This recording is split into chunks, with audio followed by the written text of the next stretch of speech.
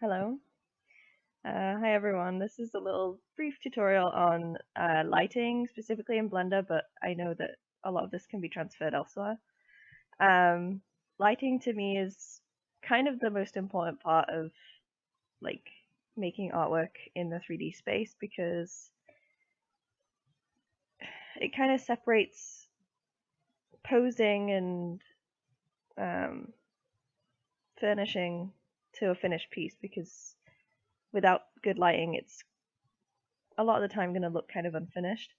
The importance of good lighting is that it can show off all aspects of the scene, so you're not hiding any of the detail that you've previously put effort into.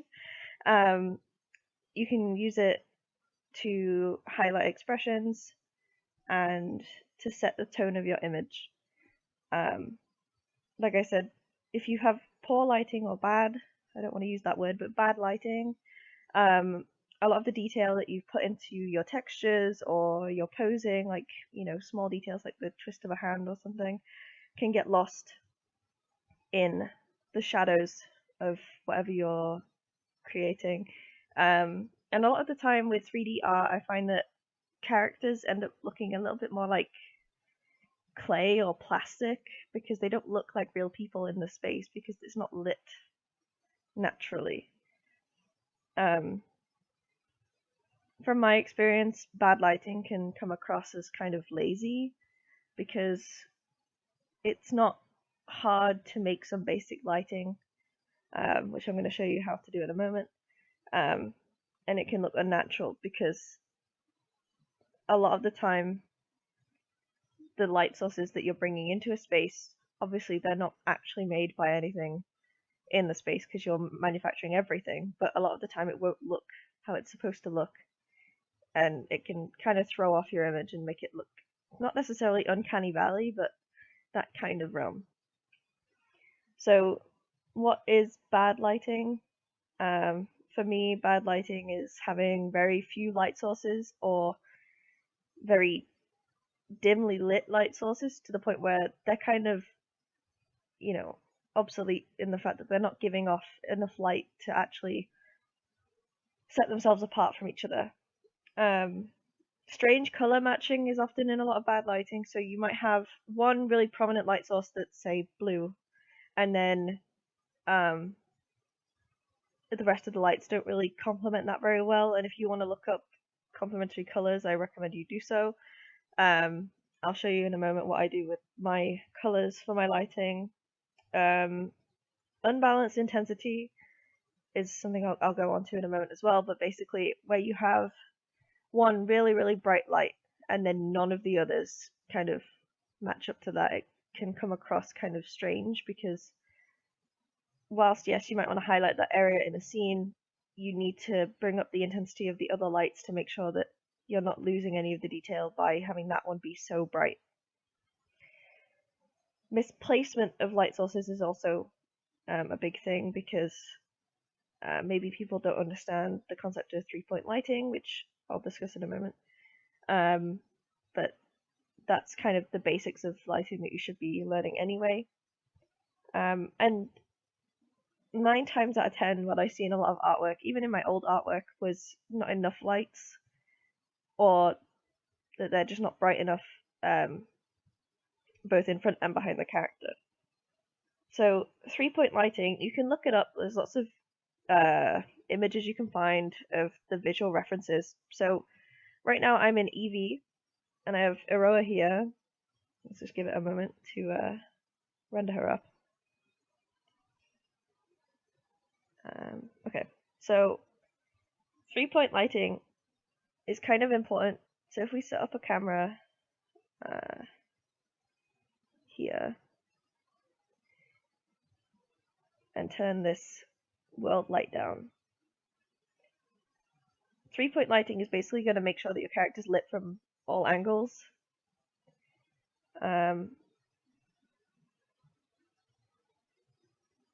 So what I tend to do for this, depending on where the camera's positioned and where you want the light sources to come from in your room or in your scene, you can have them kind of positioned anywhere, but I prefer to put the front light off to the left and I bring the intensity up just so that everything's still visible.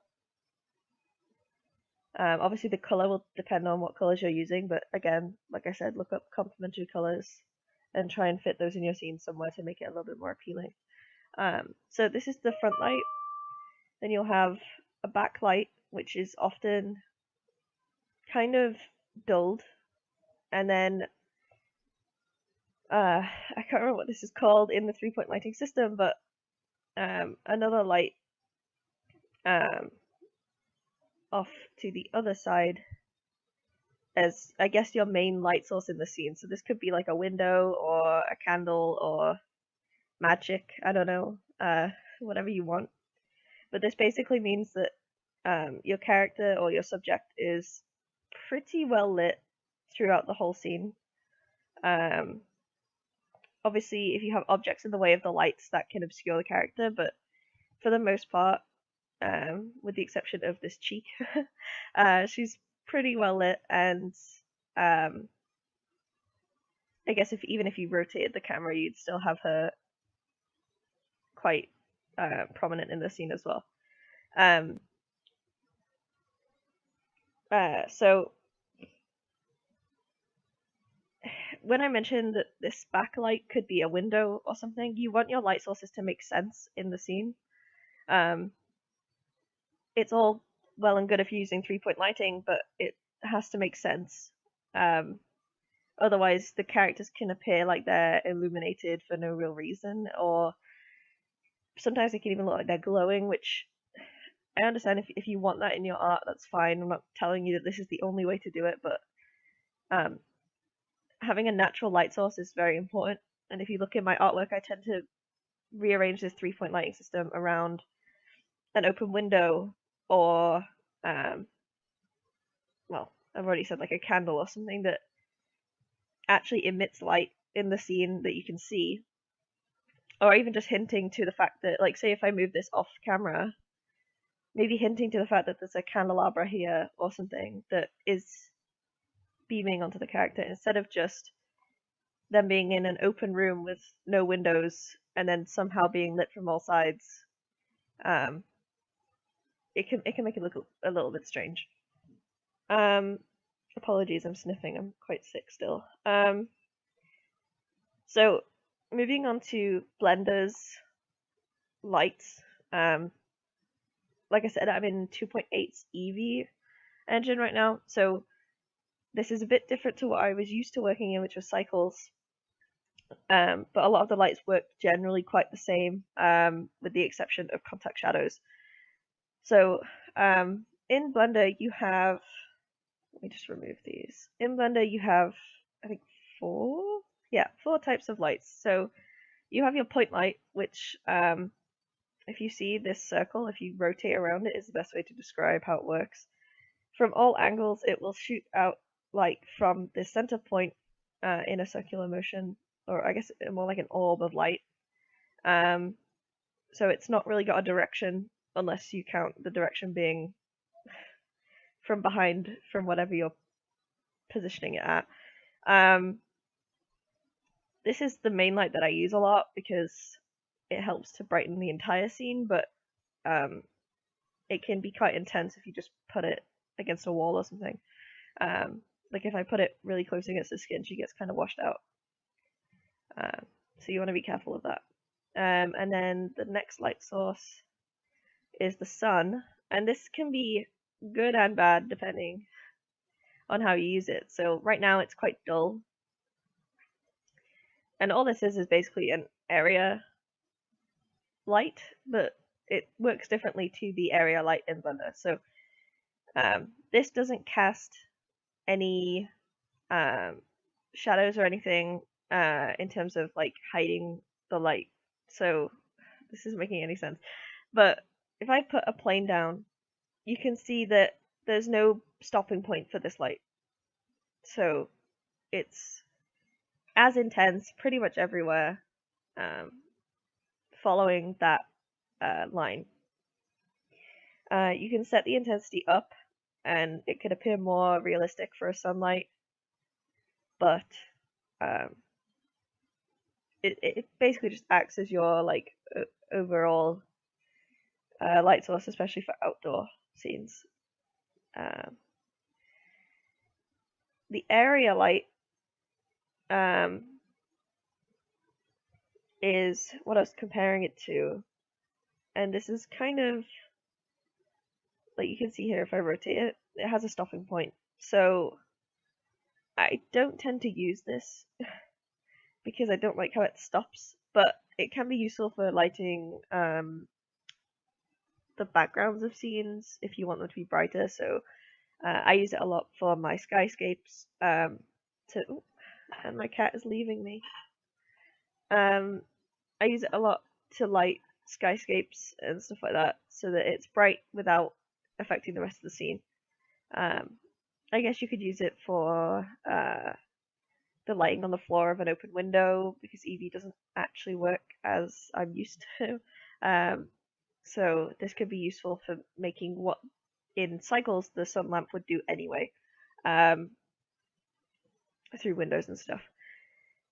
And then one of my favorite lights to use is the spot lamp, which again works differently to how I'm used to in cycles in Eevee because it is kind of harsh, but it works similarly to. It's kind of a mix of the area and the sunlight, so it does have a stopping point, but it's kind of a little bit more forgiving. And if you have light sources in your scene that are quite far away, this might help to brighten closer up in the same color, so it looks kind of like that window or that flame is closer to the character than it actually is, just to make it look a little bit more realistic and a little bit more like bright in the scene. Again, you can use these for 3-point lighting. They work quite well. The only bad thing is in Eevee, it's kind of obvious where this spot lamp is because you can very clearly see the cone of it, I guess you could say, on the floor. In cycles, it's not as obvious, so you can put these pretty much anywhere because they only affect this area here in cycles. Not inside the area, but they'll only cast from that kind of area, whereas in here they seem to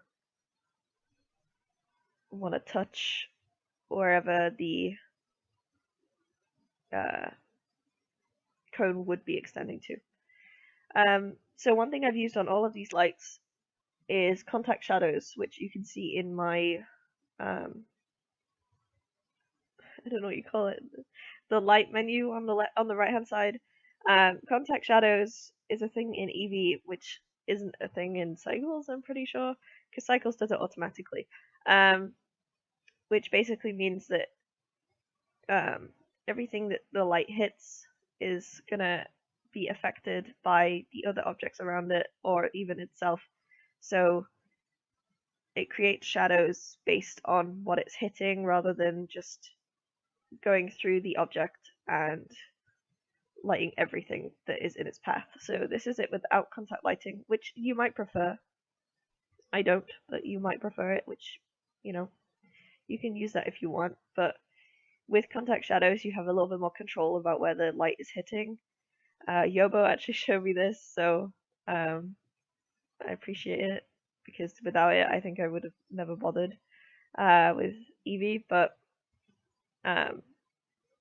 yeah, this basically acts the same way as all lights do in Cycles, with this how it creates shadows, and it's one of the more important features of Eevee's lighting, I think, because without that, you would have a lot of very plastic-looking people because of how the light responds to the models in the scene without contact shadows.